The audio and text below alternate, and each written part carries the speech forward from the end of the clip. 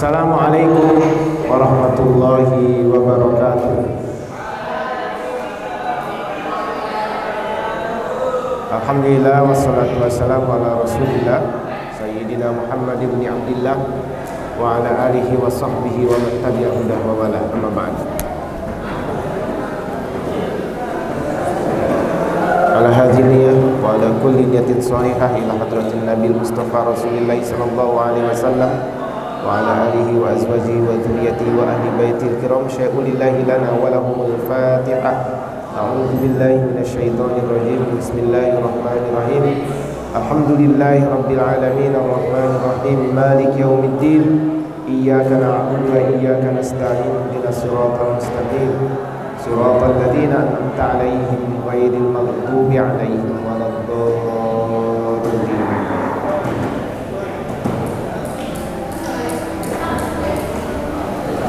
Qala al-musannif rahimahullahu ta'ala wa nafa'na bi ulumihi fi daraini.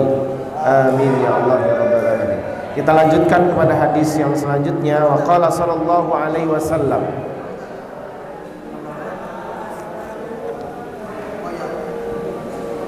Hadis yang kelima. Wa qala sallallahu alaihi wasallam dzikrullahi ta'ala bil ghadati wal 'ashyi afdalu min darbi suyufi fi sabilillah.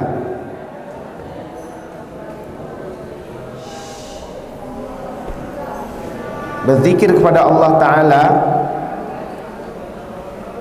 bil ghadati wal 'ashyi, pada pagi hari, wal 'ashyi dan petang, pagi dan petang berzikir di waktu pagi dan berzikir di waktu petang, afdalu min darbi suyuf, itu lebih utama daripada mengayunkan pedang fi sabilillah, di jalan Allah. Mana terakhir di sini Ustaz? Wa qala zikrullah ta'ala. Ini aku malah langsung ke sini. Terakhir sini. Iya, diulang sekarang ini. Betul. Itu berarti ini. Afdal zikir tadi Tangerang. Wa qala dzikrullahi ta'ala, betul. Wa qala dzikrullahi ta'ala bil ghadati wal 'ashyi, betul. Oh iya. Ya. Wa qala sallallahu alaihi wasallam dzikrullahi ta'ala bil ghadati wal 'ashyi afdalu min darbi suyufi fi sabilillah. Wa qala sallallahu alaihi wasallam, berzikir kepada Allah,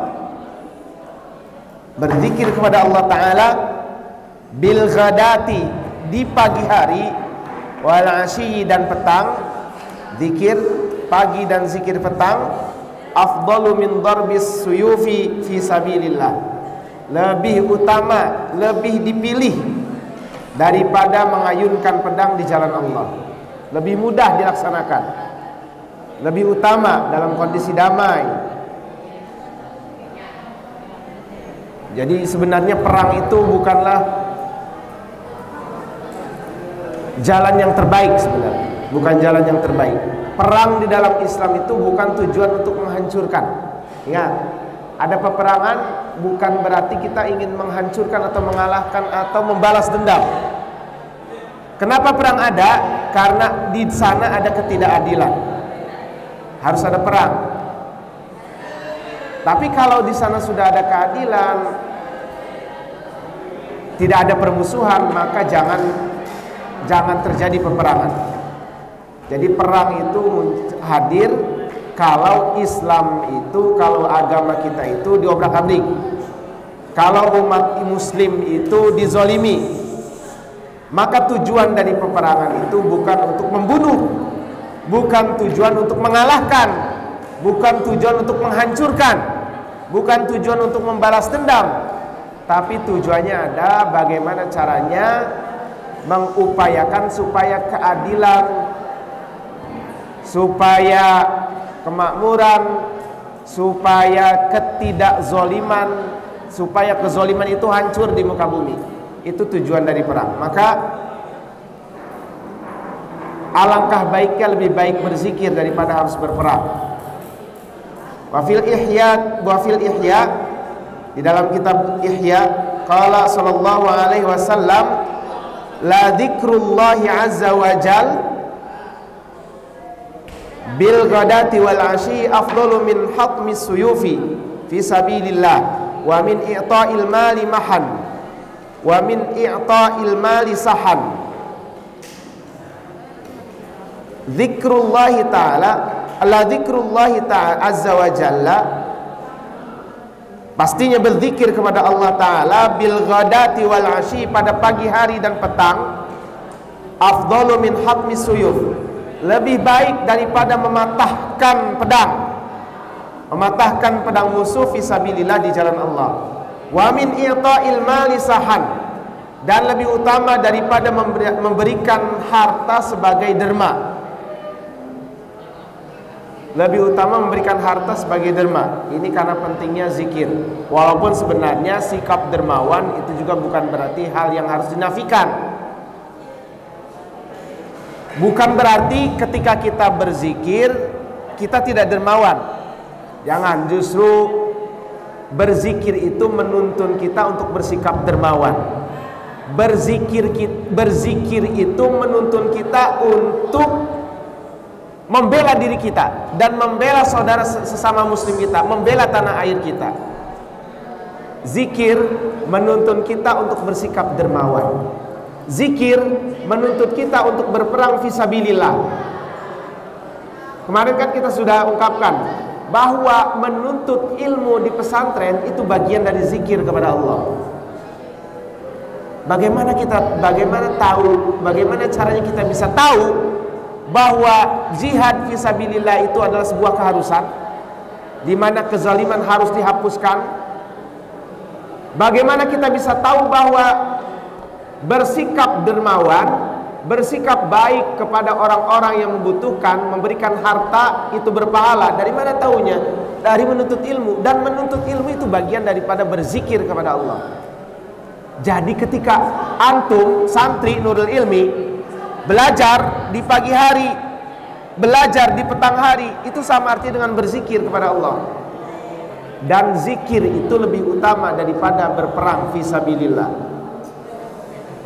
Jadi makna zikir yang luas yang kemarin kita sudah bahas, bahwa zikir bukan hanya semata-mata mengucapkan kalimat tertentu, tapi termasuk di dalamnya zikir menurut pendapat ulama bahwa santri yang menuntut ilmu, belajar syariat, itu juga bisa dimasukkan kategori berzikir kepada Allah Ta'ala. Maka tidak ada kontradiksi antara hadis zikir dengan hadis jihad fisabilillah. Jadi kok di sini lebih utama zikir kepada Allah daripada jihad fisabilillah? Zikirnya jangan cuma dimaknai hanya dengan mengucapkan kalimat tertentu dengan lisan saja, tapi zikir dalam arti yang luas, di mana kita memahami setiap ilmu agama itu juga zikir kepada Allah, termasuk jihad fisabilillah. Jadi mematahkan zikir itu lebih utama daripada mematahkan pedang musuh, atau lebih utama daripada mengayunkan pedang jihad fisabilillah, atau lebih utama daripada mendermakan harta atau memberikan harta sebagai derma kepada orang yang membutuhkan. Kita lanjutkan. Wa qala sallallahu alaihi wasallam, afdalu dzikri la ilaha illallah. Zikir yang paling utama adalah la ilaha illallah.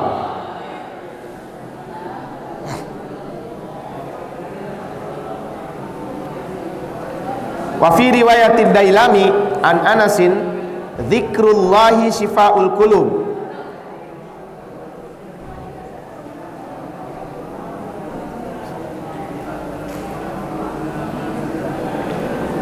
Dalam riwayat Ad-Dailami dari sahabat Anas ada tambahan lafaz dzikrullahi syifaul qulub, ay syifaun min amradil qulub, ay min amradiha.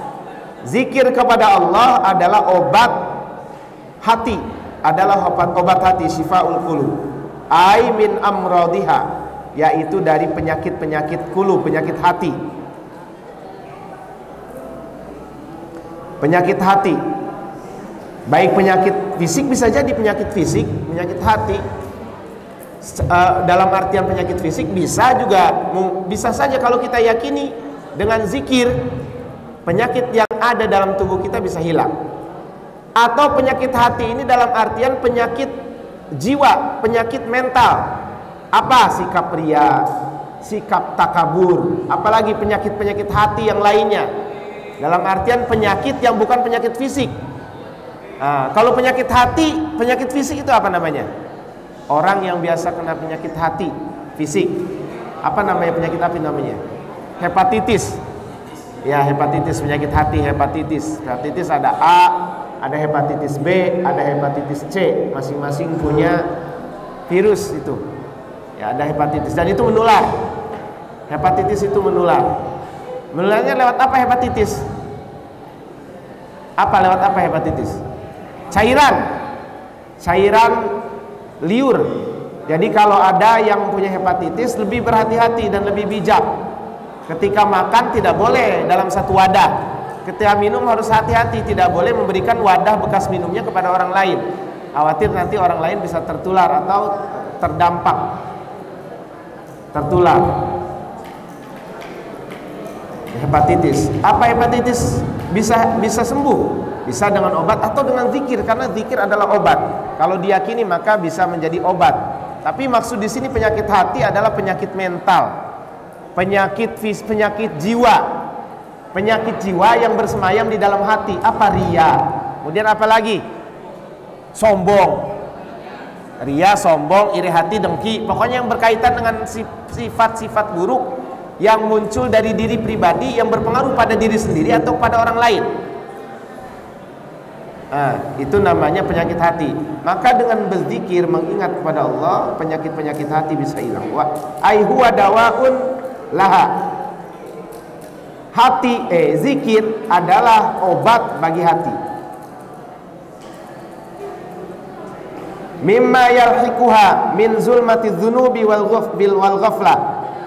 Dari hal-hal yang bisa menimpa hati atau bisa bersemayam di dalam hati, min zulmati dzunubi wal ghaflah, yaitu dari kegelapan dosa dan lalai. Dosa dan lalai.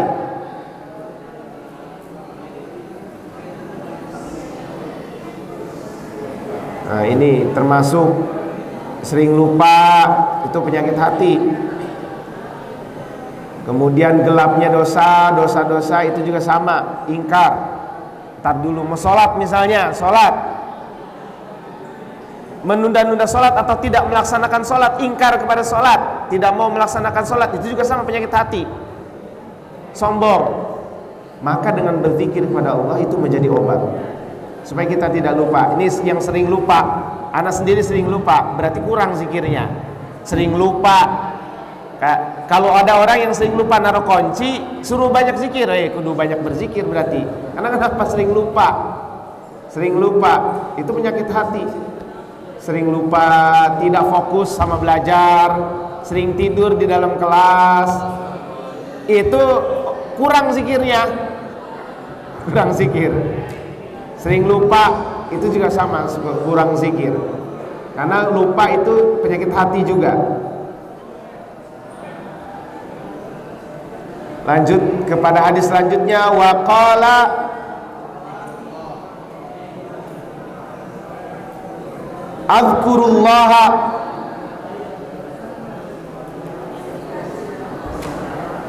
Azkurullaha dzikran khamilan. Berzikirlah kalian kepada Allah dzikran khamilan, dengan berzikir yang khamil. Dzikran khamilan, dengan zikir yang khamil. Apa itu khamil? Nanti dijelaskan di belakang.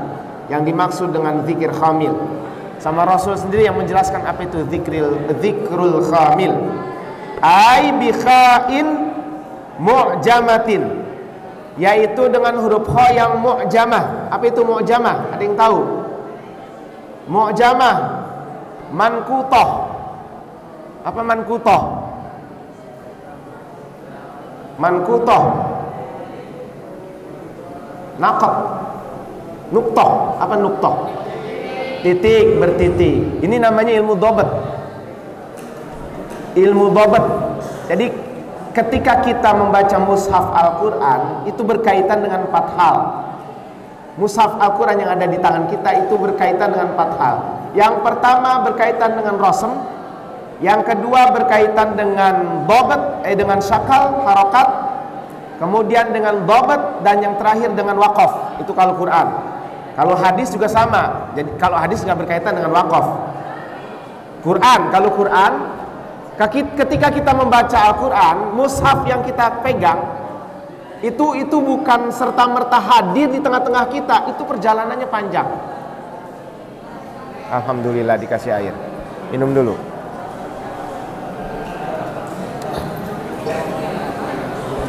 Perjalanannya panjang.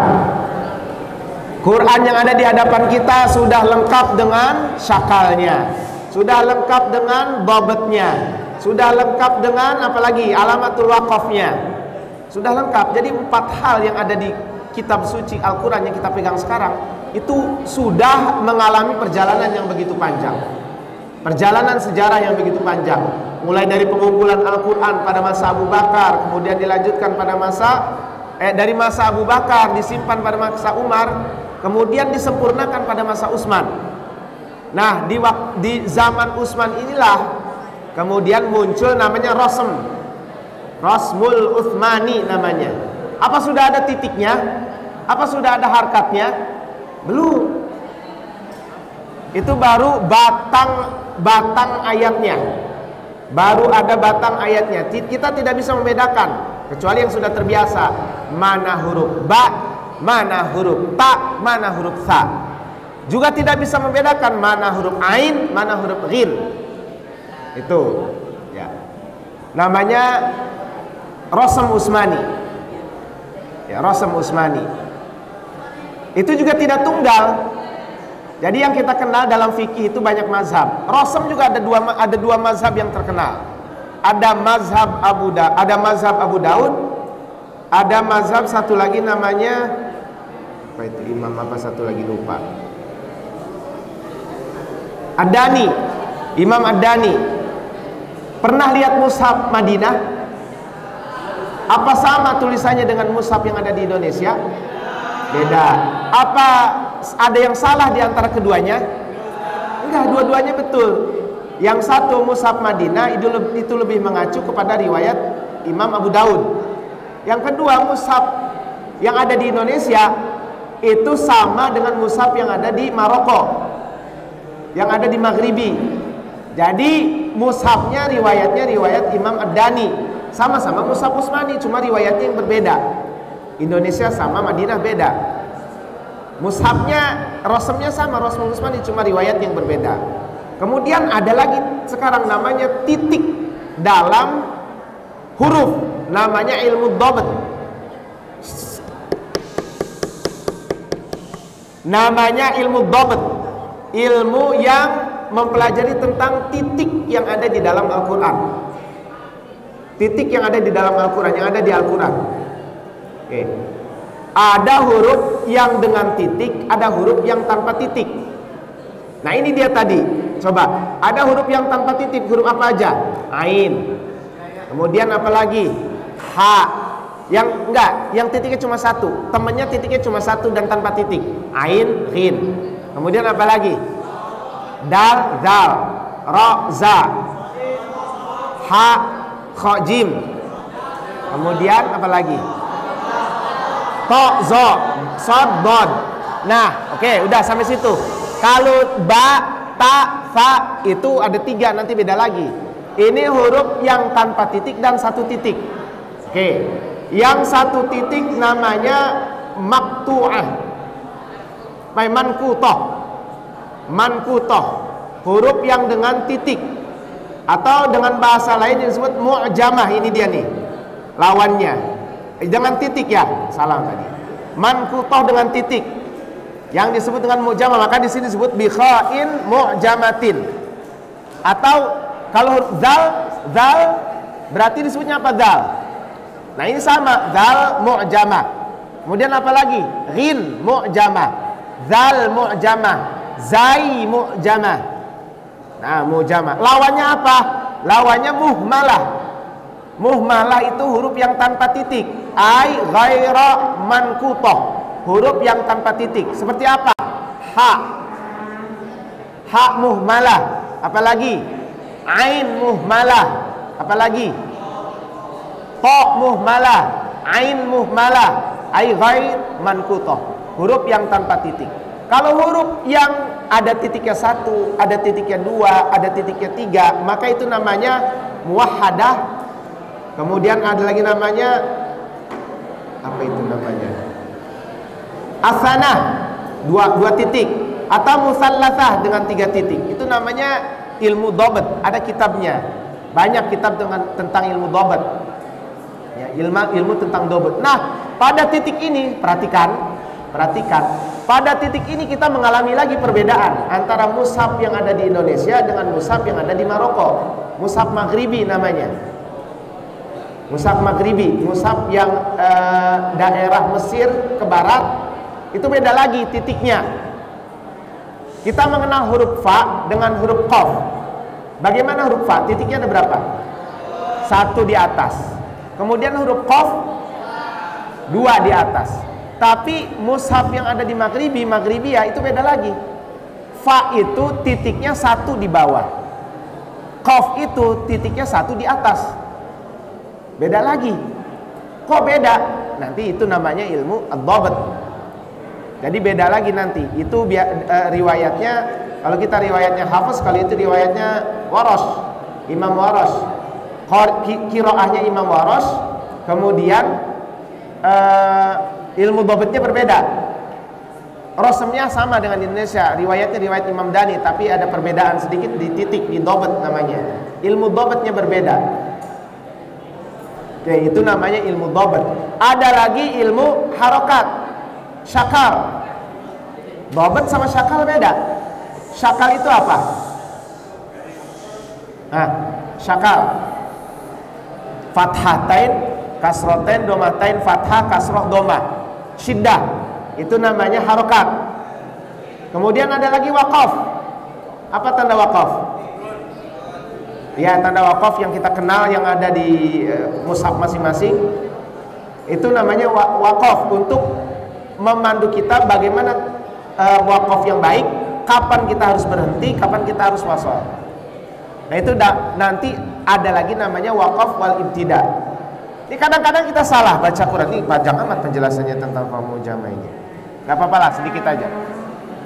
Ini kadang-kadang kita baca Al-Quran, ini sembarangan aja wakaf. Ibtidanya di sembarang tempat.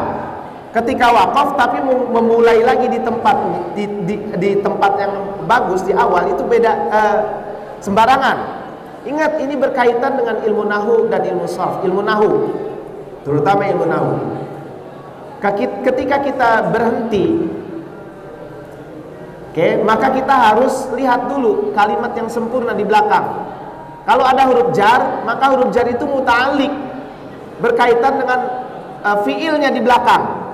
Jangan datang-datang ibtidanya di huruf jar, padahal ada kaitannya dengan fiil, dengan fiil di belakangnya, dipenggal. Atau misalnya alif lam, ini yang sering kadang-kadang dengan alif lam ta'rif. Oke, wasolnya alif lam ta'rifnya dibuang. Misalnya wal ardo, wal ard. Al ardonya, wal ardnya, waw atofnya sama alif lamnya nggak dipakai, tapi langsung ardo. Itu nggak boleh. Ada lagi namanya ilmu waqaf, al waqfu wal ibtida. Kapan kita harus berhenti, kapan kita harus memulai lagi, mundur lagi ke belakang. Nah, mundurnya itu nggak sembarangan. Jangan alif lam ta'rif dibuang, jangan fiil dibuang. Kalau kaitan masih berkaitan kalimat dengan kalimat yang belakangnya, baiknya kita mulai dari start yang sempurna. Kalau kita mau melompat, misalnya kita menemukan jurang, berhenti, tek. Apa kita langsung lompat dulu, apa ngambil ancang-ancang dulu ke belakang? Bagusnya ambil ancang-ancang dulu ke belakang, supaya kita ketika melompat pas jaraknya. dengan tenaga yang kita hentakkan dari starter yang kita mulai. Jadi ada ancang-ancang, itu namanya ibtida, mulai setelah waqaf. Itu Quran. Sama ini juga tentang hadis. Ini disebut ada kalimat bi kha'in mu'jamah, kha yang bertitik, tsumma billam, khamilan. Setelah huruf kha yang bertitik, kemudian ada huruf lam, khamil. Apa itu khamil? Aimun khafidhan, atau zikir yang tersembunyi, yang sunyi, yang pelan-pelan, zikir munkhafi. Qila ay qala ba'dos sahabi bertanya, sebagian sahabat bertanya. Qila ay qala ba'dos sahabi, bertanya sebagian para sahabat kepada Rasul, wa ma dzikru al-khamil ya Rasulullah, apa itu zikrul khamil ya Rasulullah? Qala adz-zikrul khafi. Zikrul khamil itu adalah zikir yang sunyi, yang pelan. Rahu Abdullah bin Al-Mubarak Andamirah bin Habib, ay fahuwa afdalun minadz-dzikri jahratin li salamatihi min nahwi riya'in. Fahuwa zikir khafi afdalun, itu lebih utama minadz dzikri, daripada zikir jahrah, minadz dzikri jahratan, daripada zikir yang dikerjakan secara jahratan, yang dikerjakan secara keras, zikir li salamatiha, karena lebih selamatnya zikir khafi min nahwi riya'in, selamat daripada riya, arah riya, daripada tujuan riya.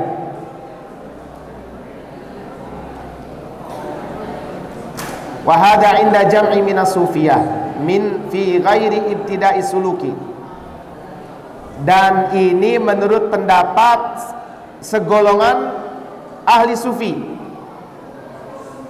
fi ghairi ibtida'i suluki,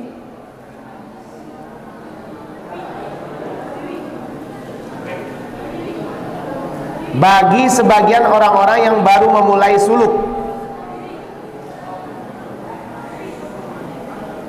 Fi ghairi ibtida'i suluki, bagi orang selain orang yang baru memulai suluk, mulai perjalanan. Jadi dalam kaum sufi itu ada zikir yang diajarkan oleh pimpinannya, oleh syekhnya, diajarkan beberapa zikir. Ketika memulai, ada orang yang baru memulai, dilanjutkan dulu. Amma fil ibtida'i fa dzikrul jahri anfa'. Adapun bagi orang yang baru memulai suluk, baru memulai belajar zikir, maka fa dzikrul jahri, maka zikir secara terang-terangan, keras, anfa' itu lebih bermanfaat. Lebih bermanfaat. Ini sebagian golongan ahli sufi. Jadi bagi orang yang sudah terbiasa berzikir, tidak perlu lagi dituntun, maka zikir khafi, zikir yang pelan itu lebih utama ketimbang harus zikir secara terang-terangan atau secara keras. Tetapi bagi para pemula, bagi para santri yang baru belajar, afwan,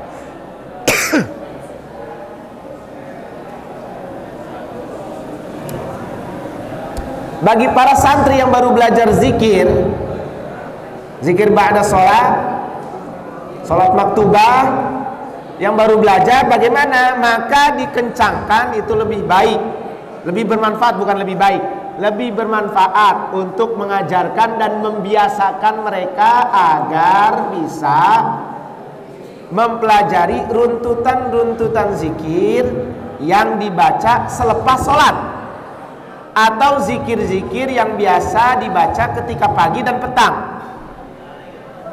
Zikir pagi dan petang. Nah, dibaca secara kencang bagi orang pemula, bagi yang baru belajar itu lebih bermanfaat. Bukan lebih afdol, lebih bermanfaat. Lebih bermanfaat supaya ada keseragaman. Ya, ada keseragaman, lebih bermanfaat. Waqad kana Nabi sallallahu alaihi wasallam ya'muru kullu insanin bima huwa al-aslah al-anfa' lahu. Sedangkan Nabi dahulu ya'muru, mengajarkan, memerintahkan kullu insanin, kepada semua manusia, bima huwa, kepada segala hal yang tentunya itu lebih aslah, lebih baik, al-anfa' dan lebih bermanfaat lahu, baginya. Nabi memerintahkan kepada semua manusia untuk melakukan sesuatu yang lebih baik dan lebih bermanfaat. Jadi kalau zikir jahar, zikir secara secara terang-terangan, zikir kencang, kalau itu lebih bermanfaat dan lebih aslah, maka dianjurkan bagi para pemula, bagi para orang yang baru belajar. Ini apa yang tertulis di kitab, apa ini namanya, kitab Tanqihul Qaul.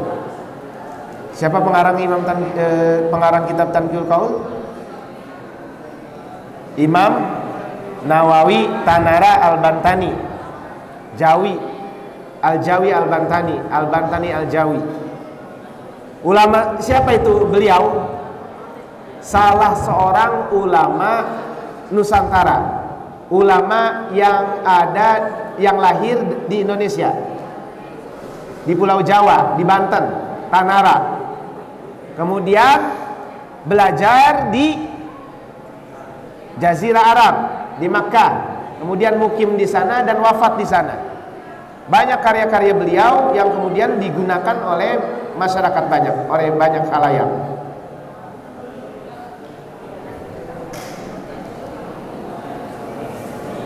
Wa qala sallallahu alaihi wasallam afdhalul ibadi darajatan 'indallahi yaumal qiyamah adz-dzakirunallaha katsira. Wa qala sallallahu alaihi wasallam afdhalul ibadati,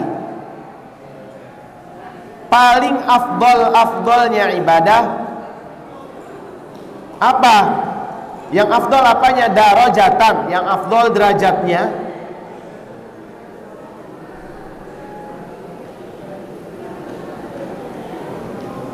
Indallahi, di sisi Allah, yaumal qiyamati, pada hari kiamat, adz-dzakirunallaha katsira.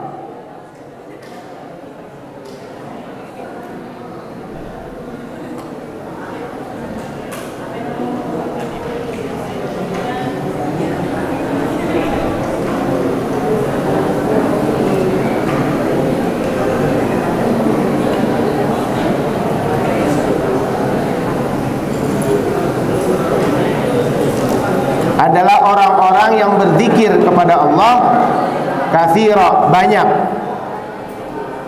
banyak berzikir kepada Allah.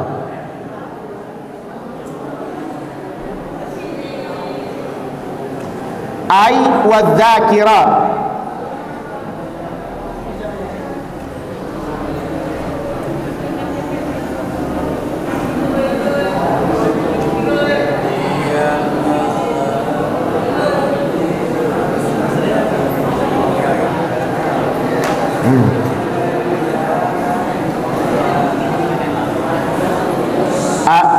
dan juga ini dijelaskan di sini wadz-dzakirat, dan juga orang-orang perempuan yang berzikir.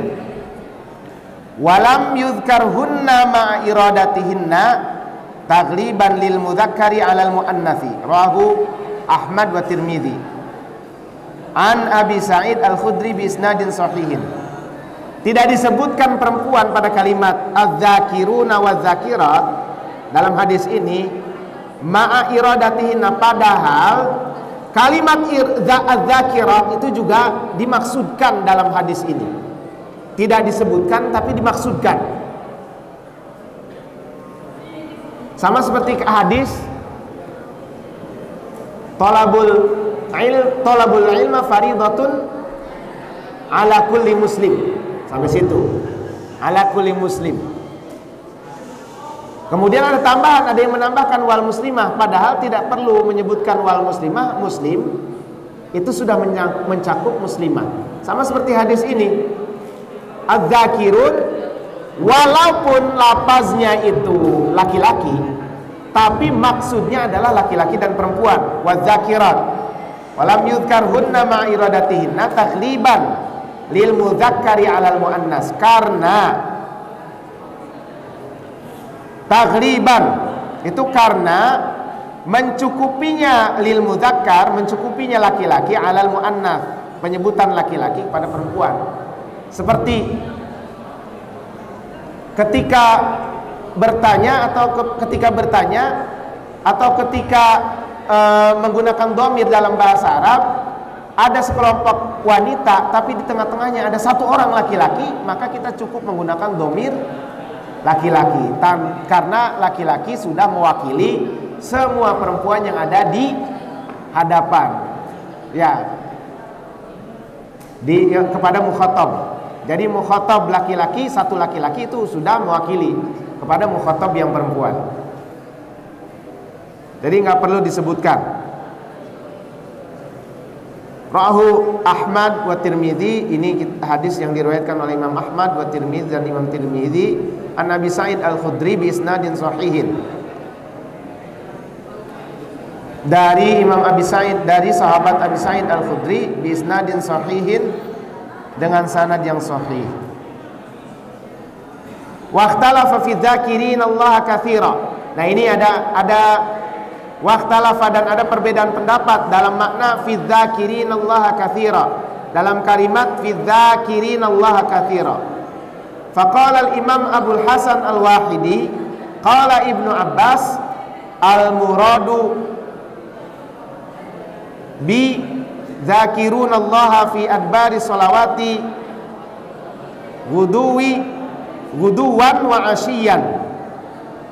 Yang dimaksud dengan yadhkurunallaha fi adbari salawati, yang dimaksud dengan adzakirunallaha katsira adalah yadhkurunallaha fi adbari salawati guduwan wa asyiyan. Yang dimaksud membaca salawat, banyak membaca salawat dalam hadis ini adalah berzikir kepada Allah fi adbari sholawati, ketika melakukan sholat, guduwan wa asyian, sholat yang dilaksanakan setiap pagi dan petang. Itu membaca sholawat, membaca zikir. Yang dimaksud banyak-banyak membaca zikir adalah zikir yang dibaca pagi dan petang selepas sholat, pagi dan petang selepas sholat. Wa fil madaji'i, dan juga ketika dilakukan di atas tempat tidur, madaji'. Wa kullama staiqadha min naumihi, dan juga zikir yang dilaksanakan ketika istaiqadh, ketika terbangun min naumihi, dari tidurnya. Istaiqadha min naumihi. Jadi orang yang melakukan zikir di pagi dan petang, yang melakukan zikir ketika di tempat tidur, mau tidur dia berzikir, bangun tidur dia berzikir, itulah yang disebut orang yang banyak membaca zikir kepada Allah. Ini semuanya, ada beberapa santri yang nggak pegang kitab. Kemana kitabnya? Oh, nggak dibawa kitabnya? Apa nggak punya kitab?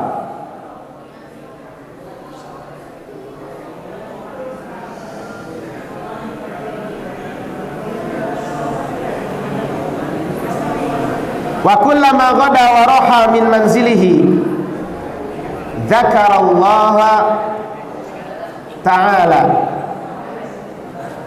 Dan ketika ghada, ketika dia pergi, wa raha min manzilihi, dan istirahat, pulang istirahat di rumahnya, min manzilihi, di rumahnya, dzakarallaha ta'ala, di waktu dia kerja sepanjang kerja, sepanjang dia pulang ke rumah baca zikir terus-terusan. Jadi sepanjang hidupnya dia berzikir kepada Allah. Bawa motor baca istighfar, astagfirullah, astagfirullah, astagfirullah, astagfirullah. Bawa motor, bawa mobil dia banyak istighfar, astagfirullah, astagfirullah. Istighfar terus. Atau subhanallah, alhamdulillah, wala ilaha illallah, wallahu akbar. Bawa mobil, mau kerja, berangkat kerja. Mau tidur juga sama, dia berzikir kepada Allah. Mau baca doa ketika tidur, banyak berzikir. Bangun tidur dia berzikir. Bawa motor ketika kerja, mau berangkat kerja, berzikir, astagfirullah, astagfirullah, astagfirullah. Rugi enggak? Enggak. Bahkan ketika dia nauzubillah min zalik, nauzubillah min zalik. Ketika dia misalnya kecelakaan, maka akhir kalimat yang dia ucapkan ketika celaka misalnya, maka zikir pada Allah, nauzubillah min zalik. Itu ya. Ketika dia dapat musibah, maka kalimat yang terakhir dia ucapkan adalah zikir kepada Allah. Pulang kerja, astagfirullah, astagfirullah, astagfirullah, astagfirullah. Subhanallah walhamdulillah wa la ilaha illallah wallahu akbar. Subhanallah walhamdulillah wa la ilaha illallah wallahu akbar. Enggak berat, atau di dalam hati, atau dilisankan, atau pelan-pelan. Enggak perlu kenceng-kenceng, orang ntar ngeliatin. Di lampu merah baca zikir kenceng. Subhanallah walhamdulillah wa la ilaha illallah wallahu akbar. Tadi disangka polisi, takut sama polisi. Waduh, ini orang kayaknya surat-suratnya nggak lengkap nih. Malah ditanya antara sama polisi. Banyak zikir. Zikir pelan-pelan aja. Jadi ketika pulang, berangkat kerja atau pulang kerja, berzikir kepada Allah. Itu yang dimaksud dengan banyak berzikir.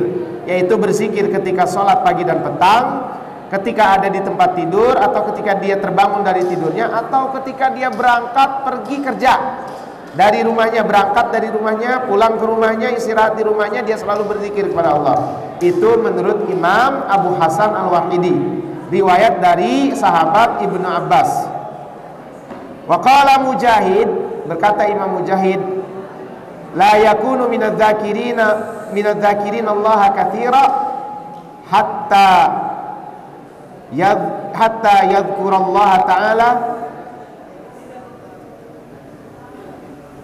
qa'iman wa qa'idan wa mubtaji'an. Berkata Imam Mujahid, ini mungkin senada sebenarnya, tidaklah disebut orang yang berzikir kepada Allah katsiran, banyak, hatta yadhkurallaha ta'ala, sehingga ia berzikir kepada Allah qa'iman, ketika dia berdiri, wa qa'idan, ketika dia duduk, wa mubtaji'an, ketika dia tidur. Mau duduk, mau berdiri, mau tidur, dalam kondisi apapun dia selalu berzikir kepada Allah. Itu Imam Mujahid. Sebenarnya nggak ada bedanya, hanya bahasanya aja yang berbeda. Hanya bahasanya saja yang berbeda. Jadi di setiap kondisi, setiap keadaan, kapanpun, dimanapun, baca zikir pada Allah. Bagaimana kalau di tempat kotor? Ya zikirnya di dalam hati, nggak usah dilapazkan. Wa qala Atha, dan berkata Imam Atha,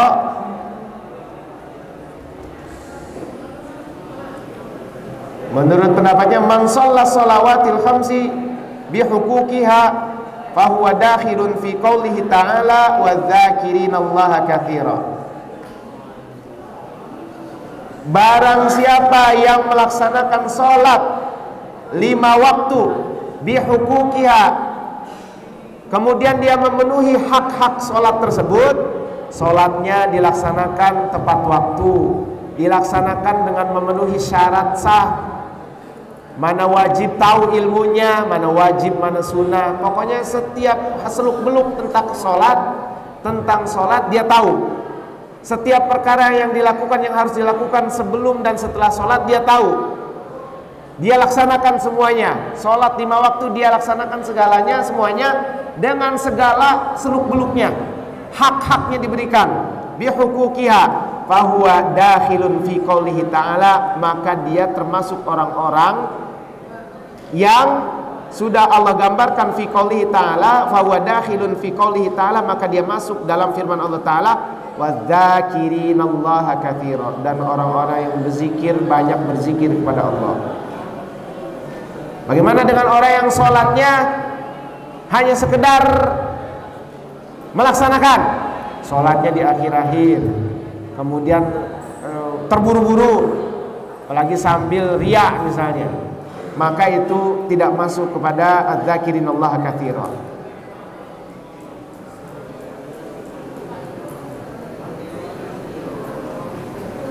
Faqala, kemudian Imam Atha juga melanjutkan, idza wazaba 'alal adhkaril ma'thurati al-muthbatati sabahan wa masaan. Ketika orang tersebut tekun, telaten, idza wazaba, ketika seseorang itu telaten, tekun, 'alal adhkaril ma'thurah, membaca zikir yang sanadnya, yang ada sanad yang diajarkan oleh Rasulullah. Ma'thurah namanya, zikir ma'thurah. Al-muthbatah, yang sudah ditetapkan oleh Rasulullah. Ma'thurah wal muthbatah, diajarkan dan ditetapkan sebagai zikir yang ma'thurah. Sabahan wa masaan, di pagi, sabahan di pagi hari, wa masaan dan di sore hari, wafil awqati dan di setiap waktu, wal ahwalil mukhtalifati dan di setiap kondisi yang beraneka macam, sakit, sehat, senang, susah, dia selalu berzikir lailan wa naharan, pagi dan petang.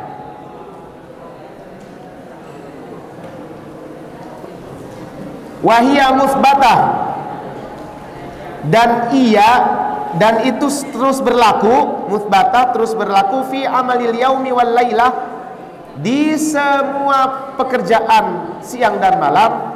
Kana minadz-dzakirinallaha katsiran, maka orang itu masuk ke dalam kategori orang yang banyak berzikir kepada Allah. Zikir yang zikirnya itu dia lakukan secara telaten, zikir maksurah yang sudah diajarkan, yang sudah dicontohkan oleh Rasulullah dan para ulama, para sahabat dan para ulama. Dilakukannya kapan? Dilakukannya di sepenjang waktu, di setiap kondisi, di setiap keadaan. Kemudian itu dilakukan, selalu dilakukan pada setiap hari dan malam, sepanjang malam dan petang, malam dan siang. Maka dia masuk kepada minadz-dzakirinallaha katsiran, masuk kepada orang-orang yang banyak berzikir kepada Allah. Kadza fi Sirajil Munir lil Azizi. Demikian yang telah dijelaskan dalam kitab Sirajul Munir karangan Imam Al-Azizi. Dua hadis lagi ini, satu bab dibahas 2 hari. Masya Allah, banyak banget ini. Ini satu bab, kita melanjutkan bab yang kemarin ini ya, belum masuk ke bab 21. Ini kalau kita baca syarahnya memang lama. Walaupun sebenarnya sudah tamat dulu, kita di setahun kemarin kita sudah tamat kitab Lubabul Hadisnya, kitab Tanqihul Qaul. Yang dibaca Lubabul Hadis dari bab 20 sampai bab yang terakhir Lubabul Hadis, tapi syarahnya tidak dibaca langsung, hanya dijelaskan secara lisan tanpa dibaca seperti ini. Nah, sekarang kita baca sedikit-sedikit, kita baca. Ini 2 hari cuma 2 malam hanya 1 bab. Nggak selesai. Tapi alhamdulillah kita udah selesai sebenarnya, walaupun tidak dibaca secara detail satu persatu lafaznya. Hadisnya, Lubabul Hadisnya dibaca tahun kemarin, kemudian penjelasan syarahnya dilisankan, tidak dibaca mendetail seperti sekarang. Ini hanya mengulang saja. Kita lanjutkan ke hadis selanjutnya. Wa qala sallallahu alaihi wasallam, khairul dzikri adz-dzikrul khafi. Sebaik-baiknya zikir adalah zikir yang sunyi, zikir yang pelan. Oke. Wa fi riwayatin mukhaffi bil mim. Dalam sebuah riwayat yang lain dengan kalimat mukhaffi ditambahkan dengan huruf mim, bil mim. Ai ma akhfahu, yaitu zikir yang disembunyikan. Ma'akhfahu, sesuatu yang disembunyikan, zikir yang disembunyikan. Ma di sini zikir. Ai ma'akhfahu, yaitu zikir yang disembunyikan. Zikir tersebut adz-dzakiru 'anil nas, oleh orang yang berzikir dari orang-orang lain, dari manusia. Dari zikir pelan-pelan sampai orang lain tidak mendengar. Kan kayak tadi zikir di lampu merah, Zikirnya dalam hati atau lisan secara pelan-pelan. Subhanallah, alhamdulillah, wa la ilaha illallah, Allahu akbar. Orang yang ada di sampingnya tuh yang di lampu merah, kita lagi berangkat kerja, nggak ngedengar. Kita doang yang ngedengar. Nggak harus kenceng-kenceng. Nggak harus subhanallah, alhamdulillah, wa la ilaha illallah, Allahu akbar. Ngagetin orang di samping, jangan. Tapi pelan-pelan. Fahuwa afdalu minal jahr.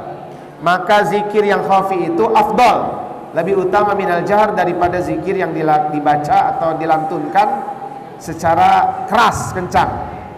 Wa fi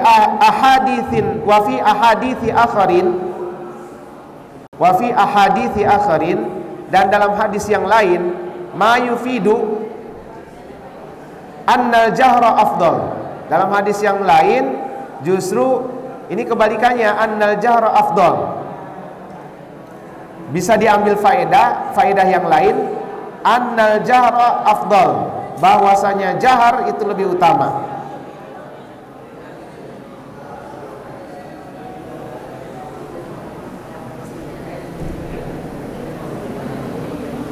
Wa jama'a bi annal ikhfa afdalun, dan berjamaah berpendapat para ulama berpendapat bi annal ikhfa, bahwasanya zikir secara sembunyi-sembunyi, pelan-pelan, afdal, itu lebih utama. Haitsu khafar riya, sekiranya zikir yang dilantunkan secara pelan-pelan itu mampu menyembunyikan riya. Au ta'dzibihi nahwa musallin, atau zikir yang kencang, zikir yang pelan itu lebih afdal, bisa menyembunyikan riya. Sedangkan zikir yang au ta'dzibihi nahwa musallin, atau zikir yang jahar itu justru bisa membahayakan atau bisa memberikan hal yang negatif, nahwa musallin, buat orang yang sedang sholat, tempat sholat orang yang sedang sholat.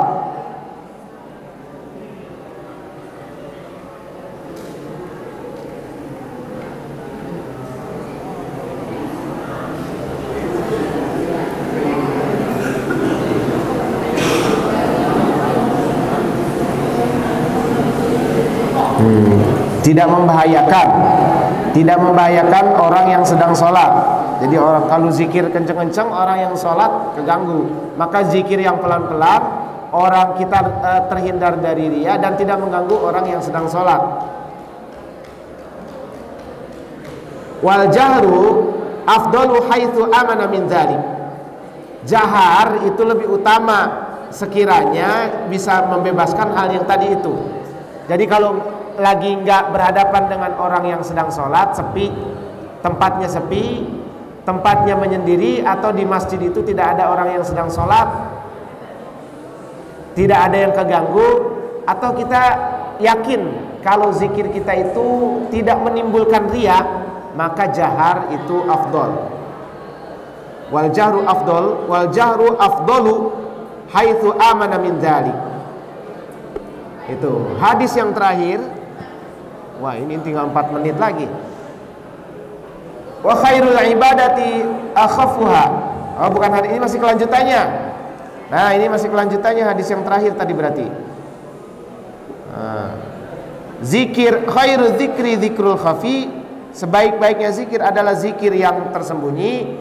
Wa khairul ibadati akhafuha, dan sebaik-baiknya ibadah adalah yang paling ringan, yang tidak memberatkan, yang paling ringan dikerjakan, tidak memberatkan. Sholat tarawih 23 rakaat, 11 rakaat itu ada hadisnya, ada asarnya, ada hadisnya yang mengajarkan itu.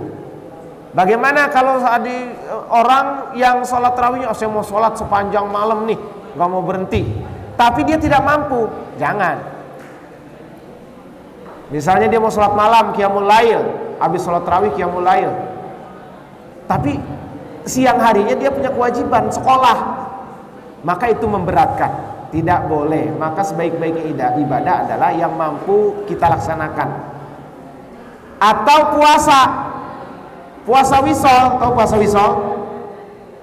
Puasa makan berbuka puasanya hanya minum 1 teguk air, puasa lagi. Ntar sahurnya 1 teguk air, puasa lagi. Atau puasa 3 hari berturut-turut. Sahurnya hari Minggu, bukanya nanti hari Selasa. Itu nggak boleh. Itu berlebih-lebihan, memberatkan. Puasa wisol. Ada beberapa kalangan yang gemar melakukan puasa wisol, itu nggak ada, dalam Islam tidak diajarkan. Berpuasalah tapi ada kata berbukalah. Berpuasa tapi ada berbuka. Sholat silakan sholat tapi ada waktunya istirahat. Nah itu jangan berlebih-lebihan, sesuai dengan apa yang kita mampu. Wa khairul rizki ma yakfi, dan sebaik-baiknya rizki adalah rizki yang mencukupi. Ma yakfi adalah rizki yang mencukupi. Ai makana biqadaril kifayah, yaitu rizki yang ada mencukupi hanya sekedar secukupnya saja. Rizki yang memenuhi kecukupannya. Ya, rizki itu sebaik-baiknya rizki. Kalau kita ingin mendapatkan rizki yang banyak, ingin memuaskan keserakahan kita, nggak akan bisa. Nggak akan bisa. Karena semua kebutuhan manusia ini bisa dipenuhi oleh apa? Oleh Allah Subhanahu wa taala, oleh dunia ini. Dunia, Allah menciptakan dunia dengan segala hal yang ada di dalamnya, itu mampu mencukupi kebutuhan seluruh manusia. Tapi dunia tidak mampu mencukupi keserakahan satu orang manusia. Nah, kalau orang serakah, mau bagaimanapun serba kurang. Tapi orang yang cukup, hal yang sudah ada pada dirinya, itu bisa membuatnya dia bersyukur. Oke. Jadi dunia ini mampu mencukupi semua kebutuhan seluruh umat manusia. Tapi dia tidak mampu, tidak akan mampu mencukupi keserakahan satu orang manusia. Kalau orang udah serakah, bahkan kalau bisa dunia ini menjadi miliknya. Itu kalau orang serakah. Rawahu Ahmad wa Ibn Hibban wal Baihaqi an Sa'id bin Malik wa Ibn Abi Waqqas bi isnadin sahih. Al-babu tsani wal 20 wallahu a'lam bishawab.